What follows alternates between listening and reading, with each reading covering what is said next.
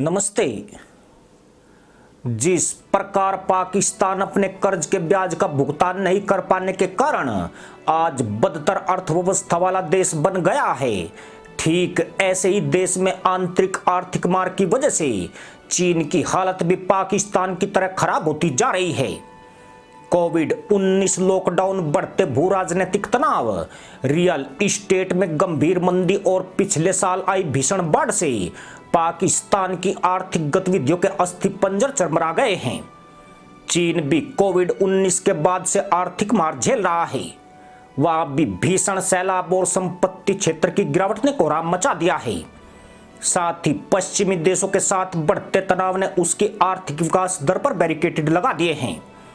हालांकि चीन की सरकार यह संदेश देती रही है कि सब कुछ उसके नियंत्रण में है, लेकिन अब चीन की बकलोली का गुब्बारा फूट चुका है और इस घमंडी देश की हालत पाकिस्तान की तरह पतली होती जा रही है। चीन की अर्थव्यवस्था में उसके रियल एस्टेट का योगदान 40% है, लेकिन चीन अपने सबसे बड़े रियल एस्टेट डेवलपर एवरग्रांडे के पतन के बाद चल रहे संपत्ति बाजार संकट में फंस गया है। यूं भी चीन की अर्थव्यवस्था पहले से ही दूसरी मुश्किलों का सामना कर रही है। आंकड़ों से साबित होता है कि चीन के निर्यात में 14.5% की गिरावट आई है, जबकि आयात में 12.4% की कमी दर्ज की गई है। इसका मतलब यह है कि चीन का उत्पादन कम होता जा रहा है और कम उत्पादन के चलते वह पहले की तरह कच्चा माल आयात नहीं कर रहा है, यानी चीन के माल के खरीदार घटते जा रहे हैं। इससे यह भी स्पष्ट होता है कि चीन की आर्थिक वृद्धि इस साल और धीमी रहने वाली है और भारत अपने इस पड़ोसी से ज्यादा तेज गति से आगे बढ़ेगा। चीन दुनिया में बेचे जाने वाले सामानों का एक बड़ा हिस्सा पैदा करता है। अगर चीन की अर्थव्यवस्था में आई गिरावट जारी रही तो दुनिया के बाकी हिस्सों पर भी इसका प्रभाव पड़ेगा, जबकि आत्मनिर्भर बनने की ओर बढ़ रहे भारत को इसका फायदा मिलेगा।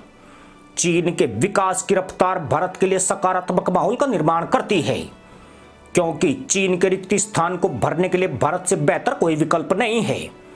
जहां श्रम से लेकर निवेश और व्यापार के लिए लचीले कानूनों को लागू किया जा रहा है, क्योंकि चीन की अर्थव्यवस्था पर खतरे के जो बुगले मंडरा रहे हैं, उसके बाद निवेशक और बहुराष्ट्रीय कंपनियों का तेजी से पलायन हुआ है।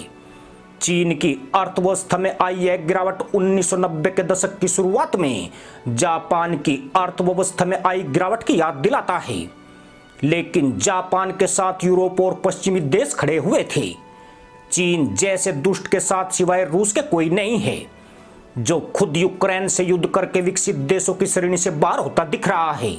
पर सवाल यह भी है कि दुनिया में अपनी अर्थव्यवस्था का लोहा मनवाने वाले चीन की यह हालत क्यों हो रही है? क्यों ऐसा लगता है कि उसकी अर्थव्यवस्था ताश के पत्तों की तरह बिखर सकती है? चीन के इस पतन के पीछे प्रमुख तौर पर 3 वजह हैं। इसमें अमेरिका से तनाव, पाकिस्तान जैसे कंगाल देशों में अंधाधुंध निवेश और तीसरी वजह वह कोरोना वायरस है, जिसे चीन ने दुनिया को तबाह करने के लिए तैयार किया था। जब भूख और गरीबी से जूझने वाले बुरे पड़ोसी के दिन सुनहरे होते हैं तो वह सबसे पहले अपने पड़ोसियों को चिढ़ाने और धौंस जमाने के लिए स्टैंडर्ड दिखाने लगता है। चीन ने आर्थिक तरक्की करने के बाद इसी नीति को अपनाया है, जिसके बाद पाकिस्तान को छोड़कर उसके तमाम पड़ोसियों से रिश्ते खराब चल रहे हैं, जबकि एक अच्छे पड़ोसी का स्वभाव सभी से प्रेम भाव बनाकर साथ रहने वाला होता है, जो जरूरत पड़ने पर उसके साथ खड़े हो जाते हैं। पर चीन अपने ही अहंकार में इतना चूर हुआ कि उसने दुनिया की सबसे बड़ी ताकत अमेरिका तक को चुनौती दे डाली। चीन भूल गया कि उसके आर्थिक विकास में अमेरिका और उसके सहयोगी देशों एवं वहां की कंपनियों का सबसे बड़ा योगदान रहा है। पर चीन को लगा कि उसकी बदौलत ही दुनिया की कंपनियां और निवेशकों को रोजी रोटी मिल रही है। चीन का यह घमंड आज उसके लिए गंभीर मुसीबत बन गया है, क्योंकि इन देशों ने अपनी कंपनियों को चीन छोड़ने को मजबूर कर दिया है और कंपनियां पलायन कर रही है तो विदेशी निवेशकों का भरोसा चीन पर डगमगाने लगा है। चीन के पास पैसा आया तो उसने एक दुष्ट और चालाक सूदखोर की भूमिका स्वीकार कर ली, जिसके बाद उसने उन देशों को अपना शिकार बनाया जिनके पास खाने के दाने भी उधार में आते थे। चीन ने पाकिस्तान जैसे देशों में ऐसी परियोजनाएं शुरू की जिनसे चीन को तो सीधा फायदा हो रहा था, लेकिन उन देशों को इनसे कोई फायदा नहीं था। यानी किसी लंगड़े व्यक्ति को दो पैर वाले व्यक्ति के साथ दौड़ाने के सपने चीन ने दिखाए थे। नतीजा यह हुआ कि वे अपनी बची खुची टांग भी तुड़वा बैठे। यह गरीब देश आर्थिक विकास की बजाय आर्थिक विनाश कर बैठे और चीन के कर्ज जाल में बुरी तरह फंस गए।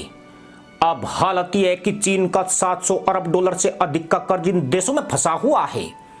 खास बात यह है कि इसके चलते सैकड़ों की तादाद में चीन के छोटे बड़े बैंक भी दिवालिया होने के करीब हैं। आज से 1 साल पहले कंट्री गार्डन रियल एस्टेट कंपनियों की एक रोल मॉडल कंपनी मानी जाती थी। 1992 में यांग गुआकियांग ने कंट्री गार्डन की स्थापना की थी। इसे दुनिया का सबसे रियल एस्टेट बूम माना जाता था, लेकिन इसी महीने कंपनी ने अपनी वैल्यू गंवा दी है। कंट्री गार्डन को अरबों डॉलर का नुकसान हुआ है। कंपनी पर 200 अरब डॉलर का बकाया है। यानी पाकिस्तान की कुल जीडीपी का 60% से ज्यादा बिल इस कंपनी पर चढ़ गया है, जिसे कंट्री गार्डन का संभावित पतन माना जा रहा है। अगर वह सितंबर की शुरुआत तक भुगतान नहीं करती है या लेनदारों को 30 दिन की छूट अवधि के बाद और समय नहीं देती है तो यकीनन कंट्री गार्डन दिवालिया हो सकती है।